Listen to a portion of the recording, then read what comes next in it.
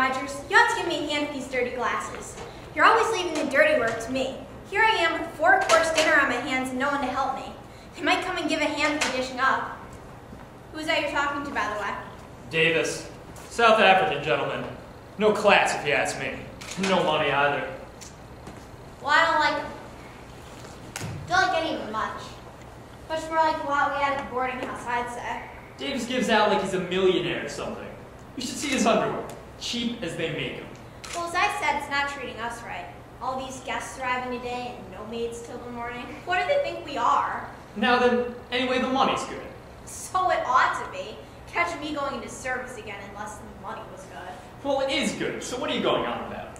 Well, I can tell you this, Rogers. I'm not staying any place where I'm put upon. Cooking's my business. I'm a good cook. First rate. But the kitchen's my place and the housework's none of my business. All these guests, I have a good mind to put on my hat and coat and walk right out the door and go straight back to Plymouth. You can't do that. Why not? Who says it can't? I should like to know. Because you're on an island. Had you forgotten that? Yes, and I don't know if I fancy being on an island. Don't know that I do either, come to that. No slipping down to the pubs or going to pictures. Oh well, it's double wages on account of the difficulty. And there's plenty of beer in the house. That's all I ever think about, beer. Now, stop your nagging. Get back to the kitchen or your dinner will be spoiled.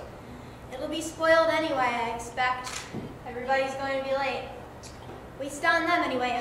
Thank goodness I didn't make a souffle. Oh, dinner won't be a moment, miss. Just a question of dishing up. Is everything all right, Rogers? Can you manage between the two of you? Yes, thank you, miss. Mrs. talks a lot, but she gets it done. What a lovely evening. Yes, indeed. The weather does seem very settled. How plainly one can hear the sea. A pleasant sound. And deliciously warm. Not like England at all. Oh, I should have thought you might feel a little uncomfortable in that dress. Oh, no. It's, rather tight, isn't it? Oh, I didn't think so. You'll have to excuse me, my dear, but you're a young girl and you've got a living to earn. Yes. A well-bred woman does not like her secretary to appear flashy. It looks, you know, as though you were trying to attract the attention of the opposite sex. And would you say I do attract them? That's besides the point. A well-bred woman who deliberately sets out to gain the attraction of wet men won't be likely to keep her job long. Surely that's because of who she's working for. Really, Miss Claythorne? Are you being a little unkind? Ugh. Young people nowadays behave in the most disgusting fashion. Disgusting? Yes. Low-back evening dresses, lying half-naked on beaches, all this so-called sunbathing, an excuse for immodest conduct. The world will never improve unless we stamp out modesty. Quite pathological. What did you say? Nothing. What about the judge? He looks rather like a tortoise to me. All judges look like tortoises. They have that venomous way of darting their heads in and out. Justice Wargrave is no exception. I hadn't even realized he was a judge. Oh, yes. Hello, you. Have you two met? Dr. Armstrong, Miss Claythorne. Dr. Armstrong and I have just decided that the judge... And so did he, I think. Oh. Sir Lawrence? Miss Brent, isn't it? I have something I'd like to ask you. Would you mind coming out here?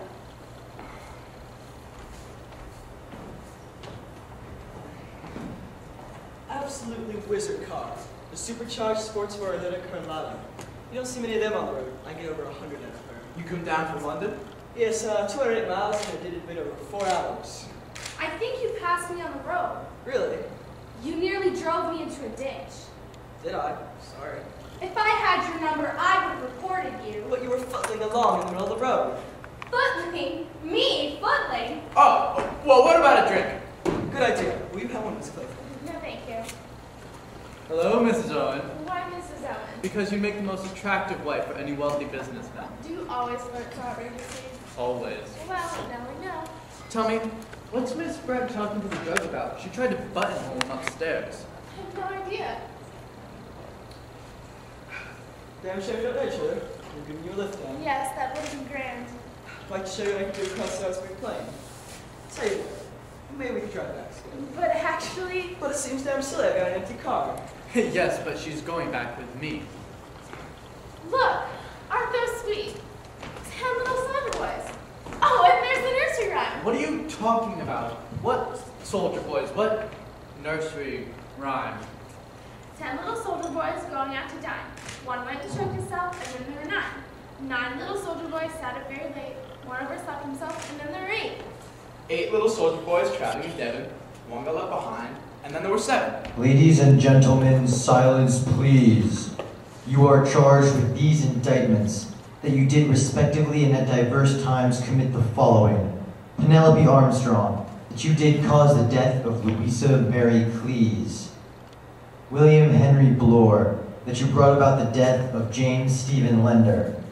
Emily Caroline Brent, that you are responsible for the death of Beatrice Taylor. Vera Elizabeth Claythorne, that you killed Peter Ogilvy Hamilton.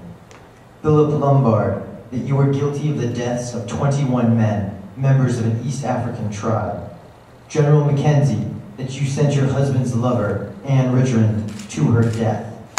Anthony James Marston, that you were guilty of the murder of John and Lucy Combs. Thomas Rogers and Ethel Rogers, that you brought about the death of Jennifer Brady. Lawrence John Wargrave, that you were guilty of the murder of Edwin Seton. Prisoners at the bar, have you anything to say in your defense?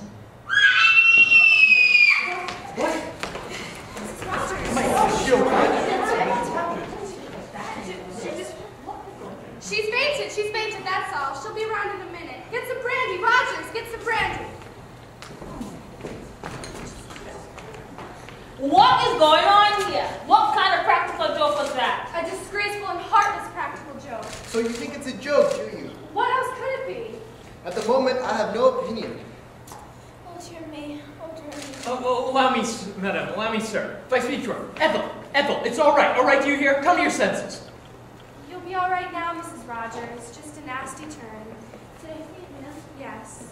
It was the voice, that awful voice. Like a judgment. I'm all right now. It just gave me a turn. Of course it did. Gave me a turn, too. Wicked lies it was. I'd like to know. Who put the record on the gramophone? Was it you, Rogers? I was just obeying orders, sir. Whose orders? Mr. Rowan's. So let me get this quite clear. Mr. Owen's orders were what exactly? I was to put a record on the gramophone. I was to start with that one. A remarkable story, Rogers. It's the truth, sir. I didn't know what it was. It had a name on it. I thought it was just a piece of music. Is there a title? A title? Yes, sir. It's entitled Swan Song. Preposterous! Preposterous! Singing about accusations like this. This fellow Owen, who is he? Exactly. Who is he? That is what we must get into very carefully. I suggest you get your wife to bed, Rogers, then come back. Yes, sir. I'll give you a hand. Doctor, I suppose she'll be all right, won't she? Yes, quite all right. I don't know about you, sir, but I feel I need another drink. I agree. I'll get it. Preposterous, that's what it is. Preposterous. I should like a glass of water, please. Of course, I'll get it. She'll be all right. I've given her a sedative. Now then, Doctor, you want a drink after all this? No thanks. Never touch it. So you said. For you, General?